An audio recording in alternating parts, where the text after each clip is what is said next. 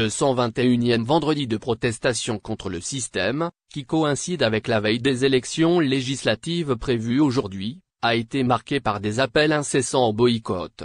Les manifestants ont brandi des pancartes dénonçant des élections imposées et une feuille de route contraire à la volonté du peuple, dès l'entame de la marche qui s'est ébranlée de l'esplanade de la Maison de la Culture, de Béjaïa. Ulac le vote. Pas d'élection est repris le long de l'itinéraire comme un leitmotiv.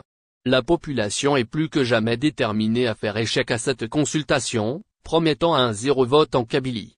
Pour rappel, bien que des espaces d'affichage aient été préparés à travers certaines communes pour les 17 listes que compte la wilaya, aucun candidat n'a osé s'aventurer à y placarder sa liste. L'ambiance est tendue. Au niveau des communes, l'administration hésite encore, apprend-on, à installer les urnes, à désigner des centres de vote pour mettre en place sa logistique.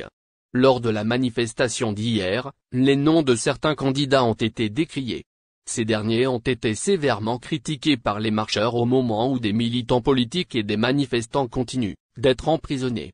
C'est contre cette répression que la population d'Agbou a levé un carton rouge lors d'une marche organisée hier au chef-lieu communal et qui a vu la participation de plusieurs centaines de manifestants. À Soudk, une autre marche a été programmée le même jour, en début de soirée, afin de réclamer l'arrêt des poursuites judiciaires à l'encontre des militants et les acteurs du Irak et le retour à la voie du changement, notamment, la transition démocratique suivie d'un processus constituant.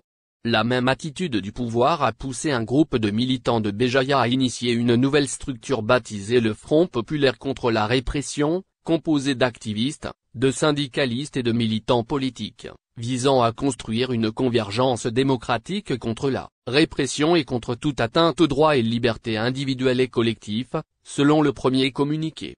Il dénonce, dans le même document, la voie de la répression suivie par le pouvoir pour réduire au silence les opposants pacifiques, qui se cristallisent par les arrestations arbitraires et le recours abusif à l'incarcération des citoyens. Plus de 223 prisonniers d'opinion au 10 juin, NED et LR, la répression des marches pacifiques, la criminalisation de l'activité politique, syndicale et les mouvements sociaux, le verrouillage médiatique, l'instrumentalisation de la